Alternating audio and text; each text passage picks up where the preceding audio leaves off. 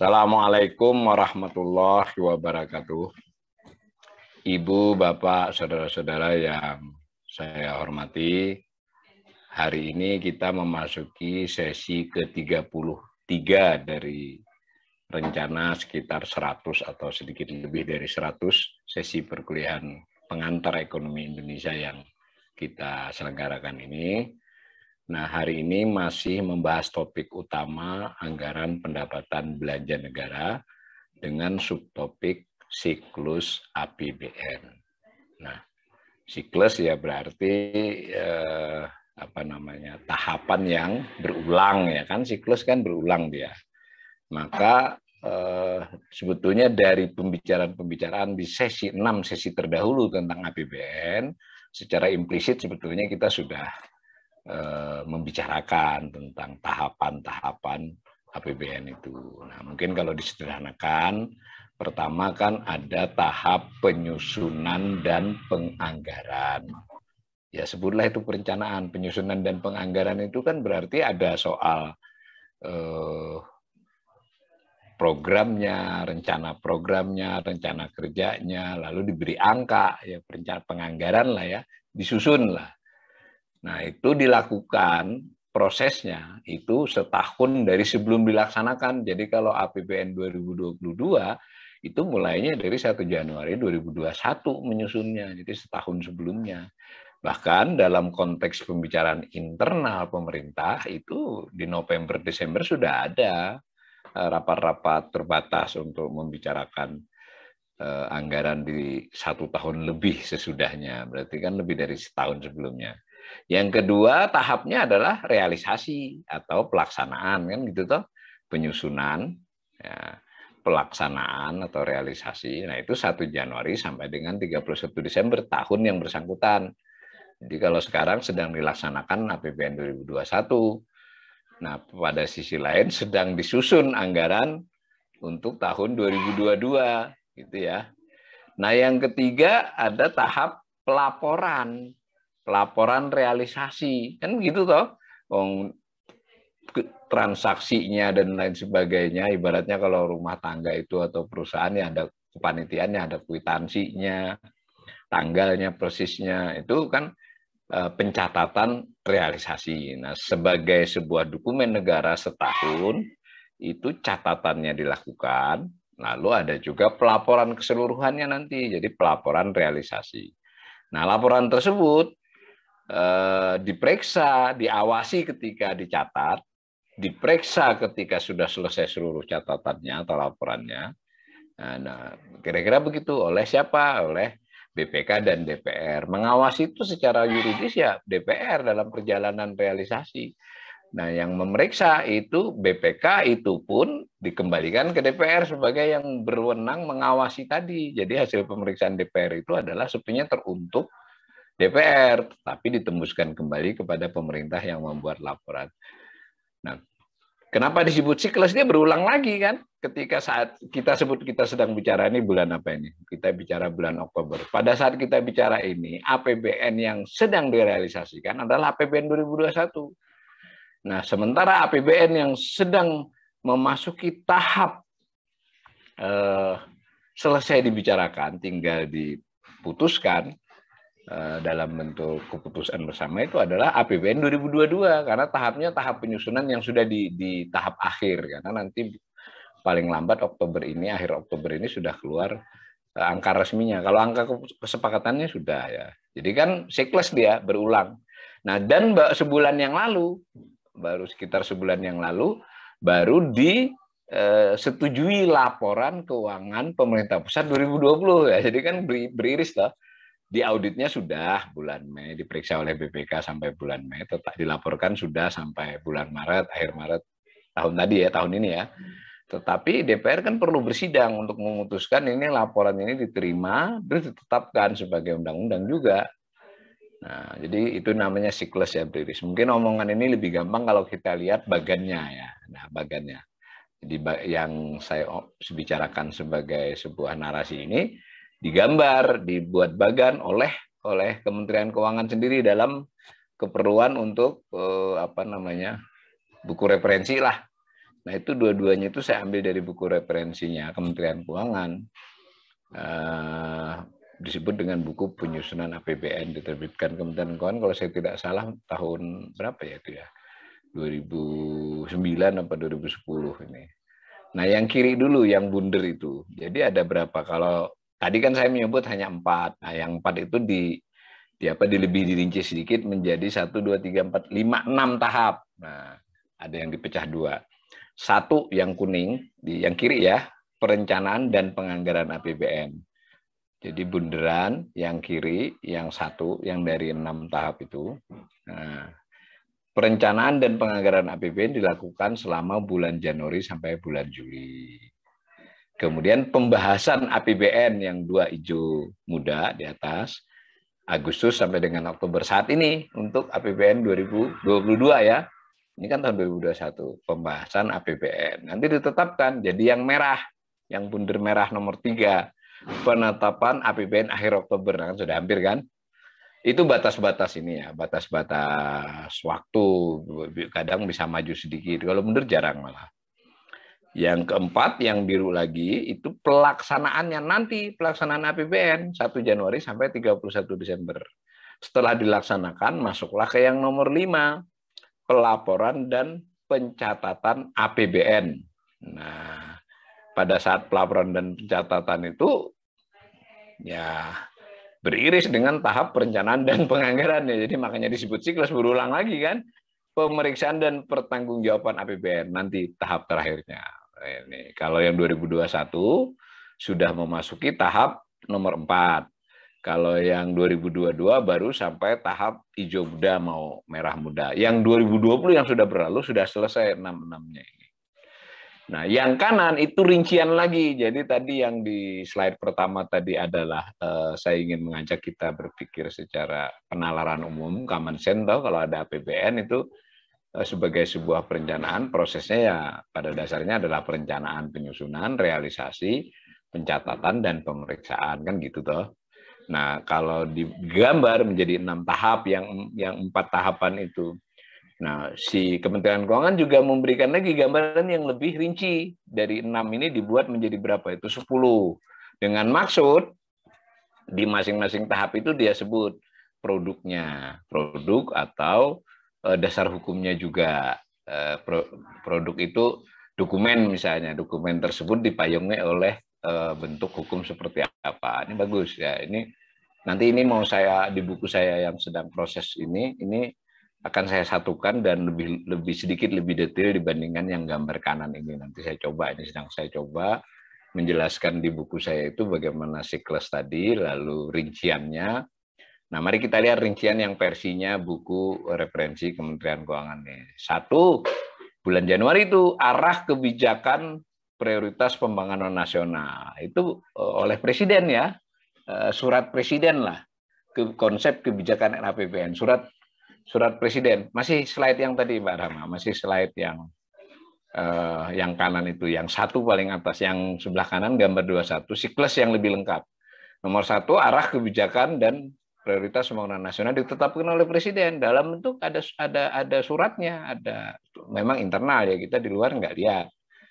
Nah, itu konsep kebijakan APBN. Jadi Januari tahun tadi untuk 2022 sudah ditulis. Kemudian atas dasar arahan dari prioritas pembangunan dari Presiden itu dilakukan langkah 2. Langkah 2 itu ada menteri pelaku utamanya Kementerian Keuangan dengan Bappenas.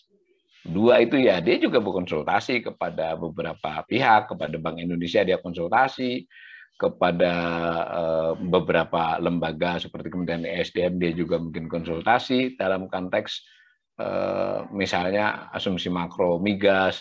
Tetapi secara umum itu Bappenas dan Kementerian Keuangan saja untuk menindaklanjuti arah Presiden tadi. Nah, dicari apa yang disebut dengan kapasitas fiskal, resource envelope itu kalau dalam bahasa rumah tangga sederhananya kira-kira tahun depan ini kita ini punya duit berapa gitu loh, dan kemungkinan kebutuhan dasar kita, kebutuhan yang tidak bisa dihindari berapa, supaya untuk tahu kapasitas. Jadi kapasitas fiskal nanti definisi yang lebih teknis bisa dicek ya. Kalau saya ini hanya mencoba mempopulerkannya, kira-kira itu pendapatan kita yang hampir bisa dipastikan berapa. Jadi kalau kejutan-kejutan karena ada harga minyak yang naik, harga batu bara itu soal lain ya. Lalu tiba-tiba ada orang sadar pajak, tiba-tiba melesat ya.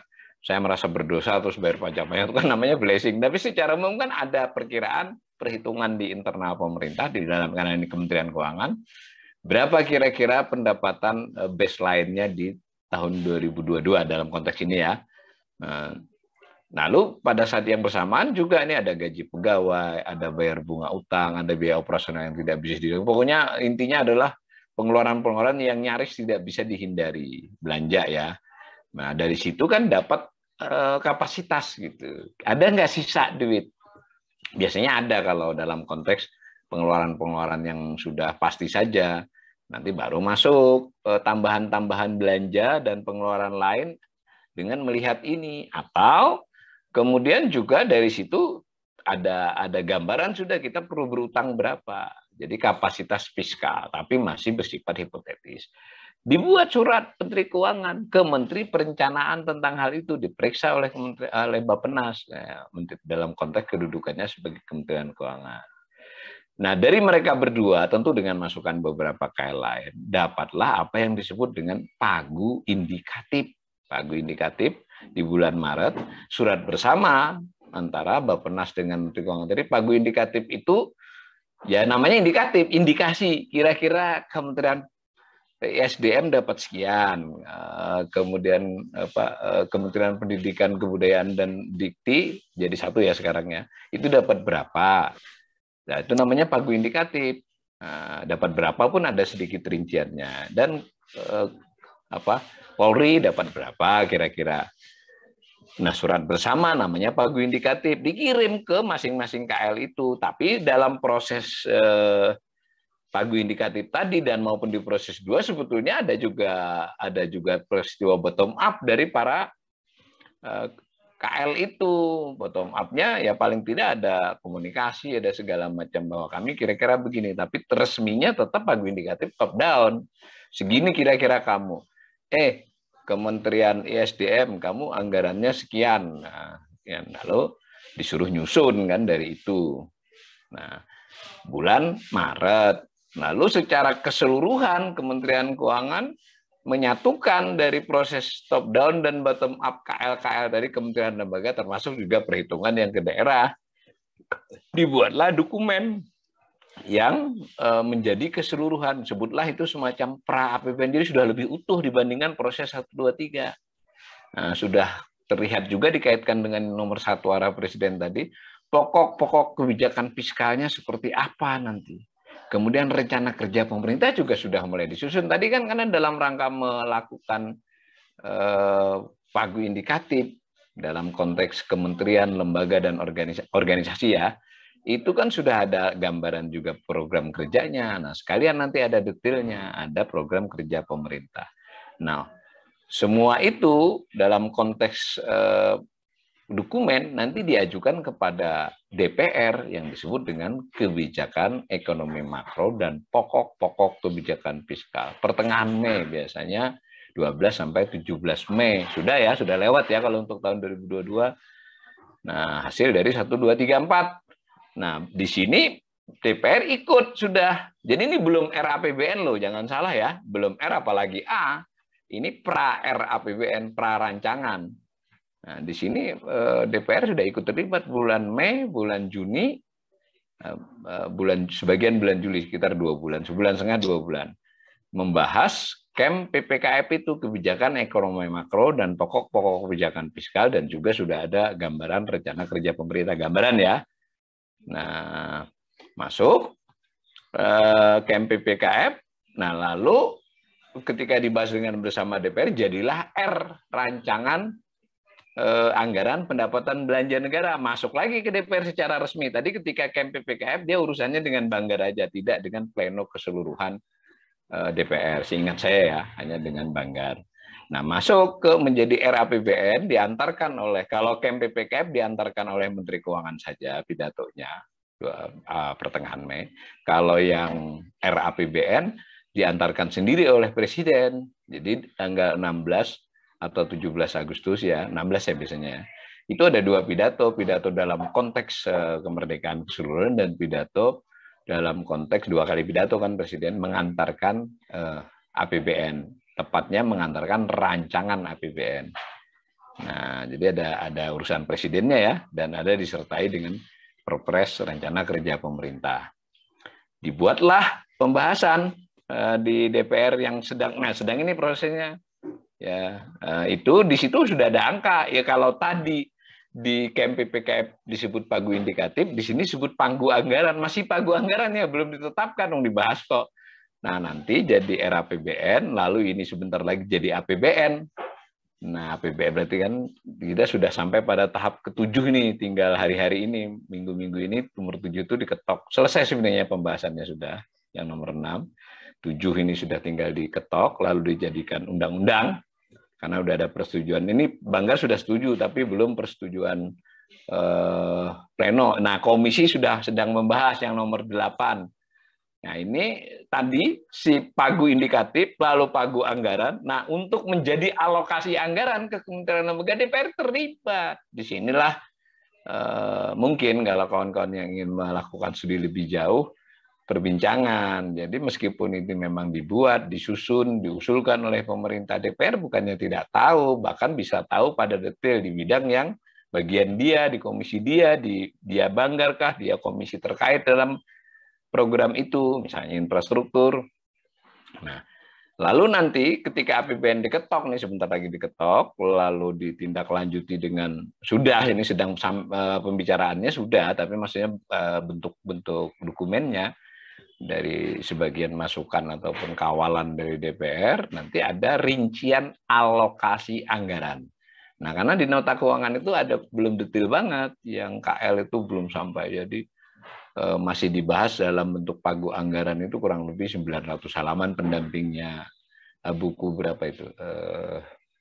Enggak sampai ya. 900 itu nanti ketika berbentuk DIPA namanya. Kalau nota keuangan nanti kita perhatikan hanya sekitar 468 halaman dan seterusnya. Nah, pokoknya bulan Desember harus clear semua yang sampai ke rincinya. Nanti baru dilaksanakan nomor 10 1 Januari. Gitu ya. Kalau mudah-mudahan kebayang lah. Nah, kita setback sedikit, mundur sedikit. Nah, ketika menyusun ini, jadi berarti baru di tahap 1 ya, atau kalau dalam yang kanan tahap penyusunan, jadi yang kiri itu kan siklus keseluruhannya, yang kanan itu adalah siklus 1.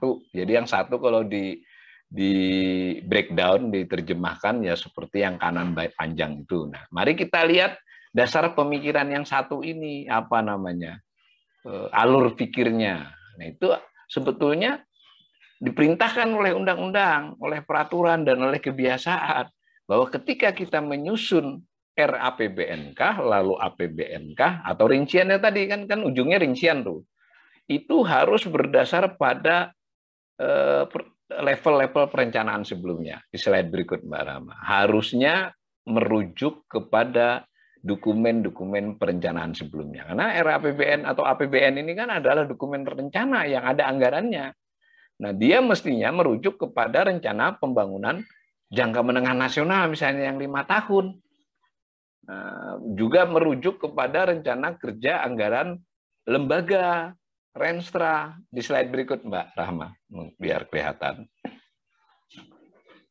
Kelihatannya kesulitan internet ini, Rahma. Geser. Jadi saya ulangi, di balik siklus yang pertama ini, yang kanan ini, itu pada waktu menyusunnya itu harusnya merujuk kepada dokumen-dokumen lain yang sudah ditetapkan terlebih dahulu. Jadi ketika menyusun APBN, dia sudah harus merujuk kepada rencana kerja pemerintah. Rencana kerja pemerintah tahunan itu merujuk kepada rencana pembangunan jangka menengah nasional. Ketika menyusun RPJMN, itu sebetulnya sudah merujuk kepada program presiden yang antara lain dijanjikan dalam masa-masa kampanye dan tercatat di KPU. Ya, logikanya begitu.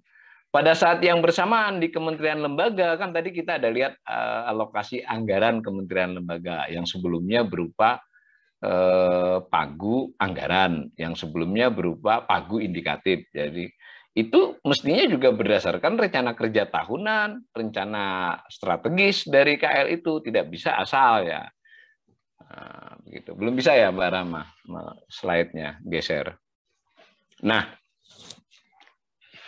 sejak bertahun-tahun yang lalu sebetulnya di era Pak SBY, dan pada waktu itu kalau saya tidak salah juga ketika Menteri Keuangannya adalah Bu Sri Mulyani, itu dikenalkan yang sebetulnya ini yang tadi saya bahas, langsung masuk slide berikutnya Mbak. Dikenalkan istilah anggaran berbasis kinerja. Itu sebenarnya udah lama ya di hasanah public finance, tapi Indonesia mulai mengadaptasinya adalah setelah reformasi, dan lebih khusus lagi ya di tahun 2005-2006 itu digalakkan bahwa ketika tadi yang di atas tadi kan proses tampak, yang siklus itu proses keseluruhan, yang sebelahnya tadi adalah proses penyusunan, lalu waktu proses penyusunan menimbang seluruh dokumen-dokumen perencanaan yang sudah ada, itu adalah gambaran proses politik dan proses waktu lah ya. Nah, tetapi kalau kita masuk lebih dalam lagi, sebetulnya khusus APBN itu sudah dikasih guidance, ya dikasih rujukan, tapi sayangnya rujukan ini dasar hukumnya mungkin hanya sekedar peraturan Menteri Keuangan atau bagaimana ya, nggak banyak dibicarakan lagi. Bahwa sebetulnya kita ini menganut anggaran yang berbasis kinerja. Berbasis kinerja itu ya digambarkan oleh ini paparan dari Bappenas sebenarnya. Ya seperti gambar, tapi saya modifikasi ya. Jadi nanti mudah-mudahan saya nggak plagiar. Ini aslinya dari sana. Saya rubah-rubah untuk keperluan kuliah biar nggak terlalu ribet. Nah itu paling bawah dulu melihatnya. Paling bawah dulu melihatnya. Paling bawah itu intinya kan APBN itu memakai dana nih. Memakai dana, dan dana tersebut dipakai untuk entah itu barang, entah itu jasa, entah itu barang modal, barang habis pakai, dan lain-lain, ataupun melakukan jenis-jenis belanja tertentu, itu bisa disebut input kan, menggunakan sumber daya yang beranggaran. Nah, termasuk manusia tapi dengan dihitung kalau dari sisi anggaran manusianya dihitung dengan dia dibayar, digaji, dihonor. Nah, itu maka kalau disederhanakan oleh bagan ini, itu apa yang digunakan, apa yang dipakai dalam sebuah program kerja atau keseluruhan anggaran itu. Maka di sini fokusnya adalah sumber daya yang menghasilkan output. Nah, dari situ dilaksanakan berupa kegiatan kan, program kerja lah. Nah, tentu dalam istilah APBN nanti ada beda ya antara disebut program kerja dengan kegiatan. Tapi dalam bagian ini penjelasan naratifnya, narasi untuk kita memahami logikanya, benar kan? Ada duit, yang duit tersebut dipakai untuk sumber daya manusia, untuk barang, untuk jasa, untuk proses, maka ada kegiatan. Maka kan lalu apa yang dikerjakan, kalau disederhanakan kegiatan itu adalah istilah untuk menunjukkan apa yang dikerjakan. Proses menggunakan input yang tadi itu, duit anggaran tadi. Apa yang dikerjakan berupa kegiatan. Nah, tentu tidak asal kegiatan, tapi kegiatan yang menghasilkan output atau keluaran. Di atasnya lagi satu strip ya.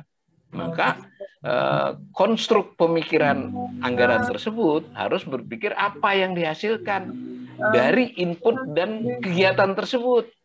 Apa outputnya? Yaitu produk, barang, dan jasa akhir yang dihasilkan. Jadi dia bisa jembatankah, bisa bandarakah, bisa bangunan kantorkah, bisa perbaikan bangunan kantor, kan nggak mesti yang baru.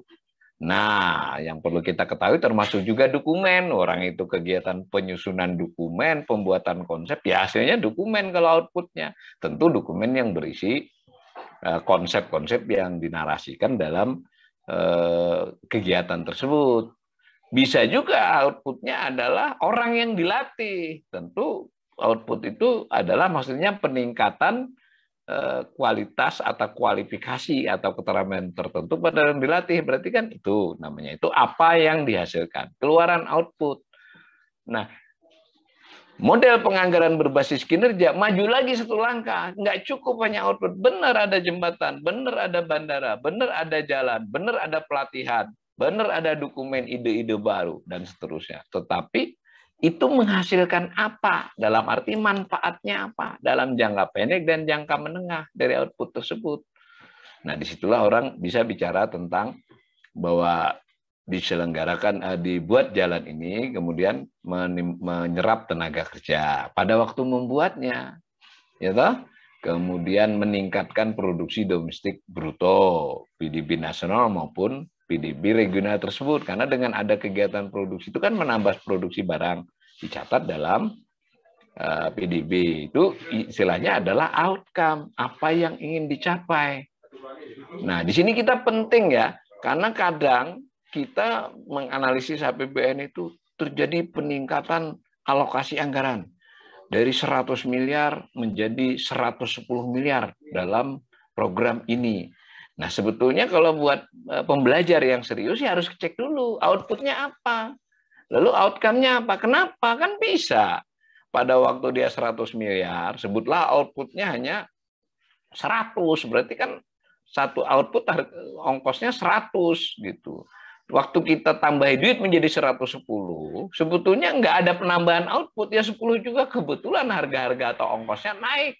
Maka dari sisi tampilan anggaran keuangan, dia naik 10% dari 100 miliar menjadi 100 miliar, 110 miliar, maaf. Dari sisi keluaran output, bagi yang melihatnya dari sisi kinerja, nggak ada peningkatan, cuma kenaikan harga dan ongkos-ongkos saja. Nah, satu itu. Kalau misalnya naik lagi ke soal outcome, maka harus ada evaluasi, harus ada kajian. Nah, pada waktu jalan itu dibuat, maksudnya menyerap tenaga kerja sekian, menghubungkan ini itu harus karena itu ada feasibility study, ada untuk proyek-proyek yang cukup besar, tidak harus besar-besar banget, semua harus ada tornya. Kalau yang besar ya tentu ada feasibility study, maka dirujuk ke situ mestinya. Bahwa apakah kegiatan tersebut menghasilkan hasil atau outcome yang sesuai rencananya. Nah, gitu ya. Maka bisa saja duitnya ditambahi, outputnya ternyata tetap, dan outcome-nya malah berkurang. Nah, begitu. Jadi kalau saya ketika misalnya menulis di Twitter soal jumlah barang yang diangkut, jumlah barang yang dimuat, jumlah barang yang dikirim ke luar negeri, itu kaitannya dengan ini. Nggak bisa kita klaim bahwa bandara tambah, jalan tambah, anunya barang yang diangkut atau orang yang lewat berapa. Misal, nanti bisa lebih jauh lagi kepada apa yang disebut dengan dampak, impact, apa yang ingin diubah. Nah, itu sudah bicara tadi RPJMN, rencana jangka menengah nasional. Makanya kaitannya harus dengan itu. Atau bahkan dengan visi misi presiden yang sebelum menjadi RPJMN ya, sebelum di breakdown di RPJMN. Sebenarnya apa yang dimaui? Itu dampak. Jadi walaupun inputnya meningkat, wah, anggaran pendapatan belanja negara selalu ditingkatkan untuk melakukan counter cyclical sehingga pemerintah belajar mati-matian. Loh, kegiatannya apa? Outputnya apa? Outcome-nya apa? Dan yang paling penting dampaknya apa? Kalau ternyata misalnya pertumbuhan ekonomi selama 6-7 tahun sebelum pandemi hanya di kisaran 5%, pengurangan tenaga pengangguran hanya sekian, nah berarti dampak yang merah itu ya nggak besar, belum sesuai rencana atau harapannya setidak-tidaknya. Cara berpikirnya begitu. Kalau mau adil ya tentu kita tidak bicara pemerintahan Jokowi saja, itu yang akan saya lakukan di buku. Menggunakan cara ini saya menganalisis berbagai periode supaya fair lah ya, supaya lebih lemahnya di mana. Terlepas misalnya saya menilai periode tertentu seperti sekarang ini paling lemah, tapi kan tetap ada juga perbandingan bahwa sebelumnya bukan hebat-hebat amat juga. Kalau hebat kita udah jadi negara makmur ya, belum pernah kita ekonomi kita dikelola dengan hebat. Nah, itu satu aspek. Aspek lain, dan yang kenapa tadi aspek kinerja ini saya angkat, ini hilang dari padahal tidak hilang dari dasar-dasar hukum, dokumen, peraturannya, peraturan pernyataannya nggak hilang. Ini kan gambar, di dalamnya kan ada pasal-pasal, ada apa di apa namanya di undang-undang perencanaan, di apa sistem peraturan-peraturan pemerintah, peraturan presiden, keuangan, Kementerian Keuangan yang terkait dengan penganggaran, ada aspek ininya. Tetapi perbincangan publik soalnya hanya nilai. Yang ini naik sekian, yang ini berkurang sekian, dan ininya nggak dipakai. Itu lebih penting padahal kalau buat pembelajar ya, kalau politisi ya nggak tahu lah. Nah, selain ini ada lagi yang sebenarnya sudah sangat bagus diterapkan, dicoba diterapkan. Setidak-tidaknya diakui akan diterapkan.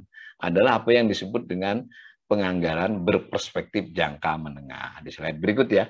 Jadi ketika suatu program diusulkan, apalagi program yang relatif berbiaya cukup ya, artinya dikaitkan dengan sejenisnya dia termasuk besar, entah miliar, entah puluhan miliar, itu harus dilakukan perspektif jangka menengah. Bahkan kementerian lembaga, jadi tidak boleh ada, karena dianggap ini berkelangsungan. Ini penting, karena jangan sampai ini ada beberapa kegiatan yang namanya enmalih. Enmalih itu kegiatan itu ya hanya setahun itu saja, besok nggak ada. Tapi sebagian besar kegiatan, program yang kemudian dianggarkan di APBN itu adalah berjangka menengah. Dan memang harus dibuat rencananya buat pengusul. Tadi kan ada TOR, ada visibility study. Jadi kalau misalnya dia mengusulkan yang 2022 yang sedang dibahas ini, dia harus memiliki angka 2023-nya bagaimana, 24 bagaimana, 25 bagaimana. Jadi berarti 4 tahun ke belakang jatuhnya kan. Nah, itu namanya medium term expenditure. Jadi ada framework, jadi MTEF. Karena itu pemerintah ketika menajukan nota keuangan APBN, dia harus punya proyeksi pertumbuhan ekonomi sampai 2025. Dia juga harus menyampaikan proyeksi pendapatan sampai 2025, belanja juga, defisit juga. Nah, cuma mengajukannya itu dengan angka atau implisit atau rasio, nah itu yang harusnya DPR waspada.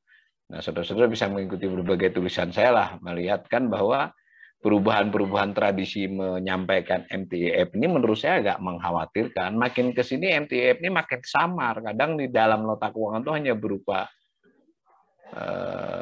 grafik batang ya, yang kita nggak persis tahu angkanya, cuma ngelihat skala kirinya saja. Nah, tetapi ini berarti sudah benar kan, bahwa tidak boleh ada usulan-usulan yang tidak memperkirakan nanti ke depannya ini mau dibiayai lagi nggak, berapa nggak, meskipun belum berkekuatan hukum boleh dirubah, tapi kan ada gambarannya. Loh, Anda membangun rumah ya ini nanti kira-kira tahun ini butuh sekian, tahun depan butuh sekian, jadi harus 5 tahun ke depan. Nah, jadi nggak ada yang harusnya kalau dengan cara begini kejutan diminimalisir ya, kejutan yang buruk ya. Itu. Nah, mari kita lihat juga tadi kembali ke tema yang lebih sempit, yaitu si kementerian lembaga. Nah, jadi kan ada 89 kementerian lembaga yang menjadi organisasi. Itu tadi kita sudah dengar bahwa pertama mereka dapatnya pagu indikatif di slide berikut, Mbak. Pagu indikatif itu artinya tadi adalah keputusan Menteri Keuangan dan Bappenas, tentu sudah dengan menimbang masukan ataupun surat dari masing-masing kementerian lembaga, disebut pagu indikatif. Kira-kira kamu itu nanti dapat sekian di tahun 2022. Nah, lalu ada pembahasan-pembahasan yang di pagu indikatif itu ada inisiatif baru. Kalau cuma di slide berikut Mbak Rama, kalau cuma kegiatan lama dijalanin ya 1-2 saja, ya gimana nggak ada kemajuan kan. Tentu sudah ada di pagu indikatif pun sudah ada inisiatif. Kalau dilihat inisiatif itu maksudnya kegiatan baru lah, dimungkinkan sudah. Tadi ya, salah satu caranya adalah dari tadi, ingat nggak kita tadi sempat bicara tentang resource envelopes ya, kapasitas fiskal. Jadi dari kapasitas yang ada itu kira-kira bisa nggak ada inisiatif. Nah, ini memang ketika kapasitas fiskal kita mengecil akibat tekanan utang, tekanan defisit yang begitu besar, itu ya new inisiatif berat ya, dan bisa jadi beberapa tidak bisa melakukan new inisiatif, beberapa kementerian lembaga. Nah, tapi ini kan teorinya kalau memang ternyata ruang fiskalnya cukup atau memungkinkan. Nah, kemudian kan tadi di dalam RAPBN dia jadi panggu anggaran, sehingga kan ada DPR di sana membahas. Jadi bisa ada new inisiatif 2, tambahan dari pihak DPR di komisi yang terkait. Jangan melihatnya jelek ya, kadang ini kan disinyori ini karena DPR pengen ikut. Enggak juga, kan DPR berhak dong dia. Kan dia punya konstituen, dia punya perhatian. Ini menurut dia pemerintah tidak memperhatikan ini, boleh. Jangan-jangan. Ya bisa Anda berprasangka buruk, tapi kalau teorinya ini benar sudah. Ya kan kalau DPR tidak boleh memiliki hak inisiatif, hak usul, ya bagaimana? Ya nggak ada gunanya dong dia mewakili daerah, mewakili keahlian dia di bidang komisi dia. Kalau kita bayangkan begitu, seandainya DPR itu isinya adalah orang yang sangat peduli dengan konstituennya, lalu dia memiliki tenaga ahli pendamping dia yang menguasai di bidang-bidangnya dan dia vokal untuk menyuarakan itu kan keren. Jadi pemerintah tidak bisa sesuka-suka dia saja gitu. Jadi benar saja kuning ini. Nah, hasilnya nanti yang hijau ini alokasi anggaran. Dan di situ masih dimungkinkan lagi ada inisiatif tambahan selain yang di merah dan kuning. Teorinya. Bisa juga dibuang karena duitnya nggak cukup. Itu ya. Biar kita bisa membayangkan proses anggaran ini ya sulit-sulit gampang, ini banyak sulitnya sebenarnya. Nah, kurang lebih begitu saja sebenarnya. Tapi kalau saya gambarkan peristiwa yang terjadi pada 2021, nah 2022 kan belum selesai di slide berikut. Jadi yang kita bicarakan tadi kalau digambarkan secara apa namanya kalau waktu itu secara waktu gitu ya, timeline waktu ya seperti itu. Januari 2020 jadi dulu sudah ya. Itu presiden sudah menetapkan arah. Lalu di internal selama Januari sampai April itu, terutama dengan pelaku utama Kementerian Keuangan, dengan ditambah Bappenas pelaku keduanya. Nah, yang lain-lain melengkapi. Lalu ditetapkanlah resource envelope. Kira-kira itu pemerintah di bulan April 2020 sudah punya perakiraan terhadap 2021 loh. Kira-kira kita itu dapat pendapatan kurang lebih sekian, belanja yang tidak bisa dihindarkan sekian. Jadi pendapatan masih mungkin ditingkatkan dengan extra effort. Extra effort itu artinya ada, kalau kita kerja keras, lembur, ada tambahan. Atau tadi blessing, ada kenaikan apa. Tapi resource envelope nggak boleh disusun atas dasar itu, atas dasar ya sewajarnya dapat berapa kita kira-kira. Begitu juga dengan belanja, jangan pengen ini pengen itunya, tapi belanja-belanja yang tidak bisa dihindarinya berapa. Lalu ada ruang fiskal, gitu ya. Nah, tadi kita sudah katakan ada penyusunan KEM PPKF. Nah, kebetulan ini tanggal 20 Mei, ya toh, dikirim ke DPR, diantarkan oleh Menteri Keuangan. Lalu kemarin 14 Agustus, yang tahun 2020 ya, tahun ini beda tanggal loh. Tanggal itu kadang-kadang menyesuaikan dengan hari kerja kan. Yang tahun ini kalau nggak salah 16. Lalu 14 Agustus diajukan RAPBN. Lalu selesai dibahas sebenarnya selesai akhir September tahun kemarin cepat. Tapi ditetapkan sebagai undang-undang 26 Oktober. Sekarang ini juga angka sudah ditetapkan, tapi belum ada payung hukumnya. Nunggu undang-undang 26 Oktober. Lalu ada DIPA, peraturan presiden ya, yang memang sudah juga memasukkan termasuk sudah masukan dari DPR yang rincinya. Dulu 930-an halaman. Kalau nota keuangan ketika diajukan 460-an halaman. Nanti dicampur dengan buku tiganya dengan rincian KL itu ya kurang lebih 650 halaman, yang lebih rinci lagi 900 halaman. Itu November 2020. Ya, kalau Anda lihat ya seperti itulah yang terjadi dalam konteks ditetapkan dan sekarang kita jalankan. Ya. Dana panahnya. Nah, slide berikut untuk menunjukkan ini loh KEM PPKF itu. Dokumen sebenarnya KEM PPKF itu. Sekitar 380 halaman itu covernya. Jadi Menteri pidato kurang lebih 8-10 halaman kalau kita download pidato kurang lebih sejam di depan DPR. Menteri Keuangan ya. Lalu dokumennya seperti itu. Nah, yang itu daftar isinya. Tapi tidak semua daftar isi itu saya hanya untuk sekedar masih ada satu karena nggak cukup tadi saya di kereta ini nyusunnya.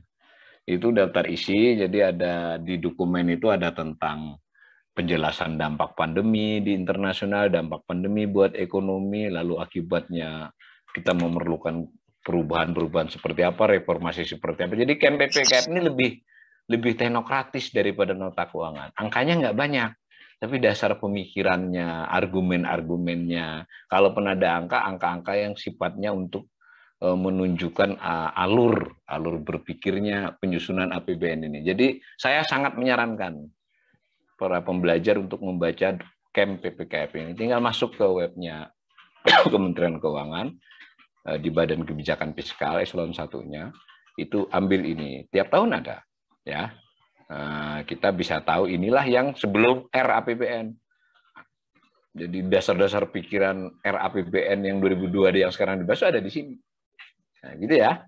Nah, lalu yang nota keuangan tadi kan ini masuk ke DPR 1,5 bulan kurang lebih ikut diberi masukan DPR, jadilah dokumen ini dikembalikan ke pemerintah nyusun ulang, ditambah dengan beberapa perubahan yang terjadi kan, beberapa perubahan terjadi membuat pemerintah harus punya perakiraan yang tengah berjalan yang disebut outlook. Waktu diajukan di Camp PPKF kan itu diajukan Mei. Nah, misal ada perkembangan apa COVID dan sebagainya. Nah ini contoh juga nota keuangan ini kurang lebih berapa ya?